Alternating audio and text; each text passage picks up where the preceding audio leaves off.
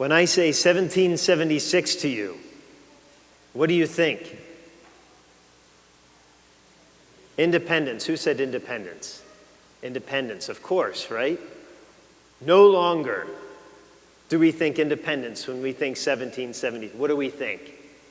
Gas at Sheetz. Who said it? Who said it? We all said it. I want a serious and honest raise of hands. Who went to Sheetz on July 4th? I know that's about half of who went. I know more of you went. Let's see, who raised their hand? How long did we wait at Sheetz? How long did we wait? Yes, Laura. Just one car in front of you. How long did you wait? 2 cars. Okay. Anyone wait an hour? I waited 10 minutes. Who waited? Did you wait an hour? Oh, right, Sue, you waited an hour? I'm not surprised. Okay, so how much gas did you get? Did you fill your tank? Did you run it down before you went to fill it up with $1.77 and 6/10 of a, you tried. And you waited an hour for gas. At which location? In Lebanon. Did you drive the whole way to Lebanon? Oh, Middletown Road. Oh, this one over here. Oh, the one across from, yeah. Well, there was a long line for that one. And then I went to the one next to Chick-fil-A up on, near Harrisburg. And I happened to be around there on July 4th, and I saw that there was not much of a line. It was 10 minutes, so I went in, and I filled up. I got 8 gallons. So I saved about $13, which was very nice. I'm so glad that Sheetz did that. I saw other lines just up the road in Harrisburg where I think people waited an hour to get gas to save $15 or $20, which is nice. My dad got up at 5:30 in the morning to fill up his 50-gallon tank or whatever it is, so I think he saved something. He's nuts. Anyway, so we go to some place like Sheetz. Did you notice the other gas stations that day? There was no one at Turkey Hill. There was no one at Rutter's. Like, there's always people flying in and out of there. There was no one. Those places were empty. Everyone drove. If you were getting gas that day, you drove and you waited at Sheetz. Did anyone get gas at somewhere else other than Sheetz that day? Jen, you did. You're a smart woman. No, you didn't wait an hour and didn't drive to Lebanon. Anyway,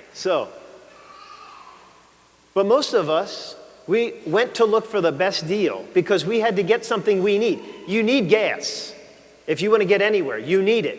And so we drove, if we needed gas that day, we drove to find the best bargain, and we would wait to get what gives life to our cars. Without it, cars don't go anywhere. Cars are nothing.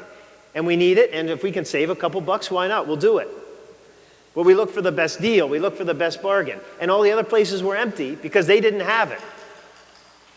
Brothers and sisters, today, you got up on a summer day when it's really hot and really muggy outside, and you came to fill yourself up at the only place that can give us life. And we might not have an understanding of why we got up this morning. We might not know why. We maybe have done it for so long that it is just something we do. But inherently we know that, brothers and sisters, this is the only place that we can come to receive the life of God. We take that life so much for granted. We take heaven for granted. I think we think that heaven is just kind of open it is open to anybody, but the access is just like there's not, you just live and you die and we go to heaven. I wish it was the case, but God says it's his kingdom open to us. That if we are in the flesh, St. Paul says in the second reading, if we are in the flesh, it says, if we are in the flesh, we have nothing. But if we have the Spirit of God who dwells in us, then we have the life that raised Jesus from the dead. That same power that raised Jesus from the dead, the same power that was in him that raised him from the dead, is also in us, brothers and sisters, if we come here to receive it. That life that raised Jesus from the dead, that brings people to heaven, doesn't just, well, God can do whatever he wants, but he tells us that we need to receive that life. And so that is why we're here today, to receive that generating power. We passed all the other places this morning, including your bed. You have chosen to come here to receive that life-giving power, brothers and sisters. A power that is available here, first and foremost, through the sacraments, which we know. And so we have come to receive that life. And in the gospel, Jesus says, come and take the yoke. If you are burdened down, come and place my yoke over you.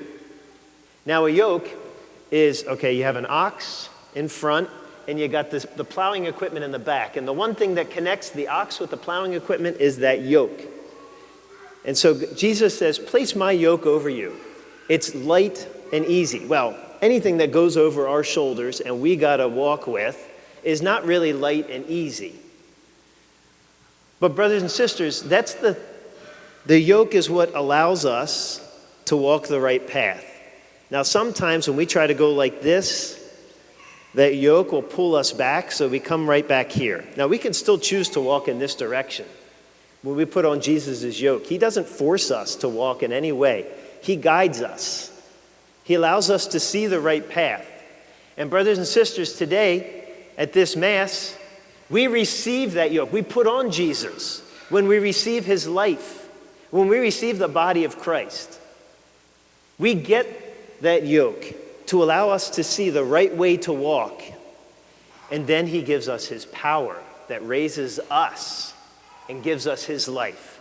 Brothers and sisters, we are filling ourselves up today with the same life that raised Jesus from the dead. That is what is in us.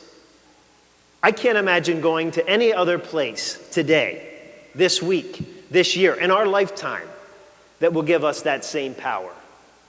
Thanks be to God that we are here to receive it, that we are here together, so that we may be with each other in this life with this power, and together in the eternal kingdom with that power, where he lives and reigns forever and ever.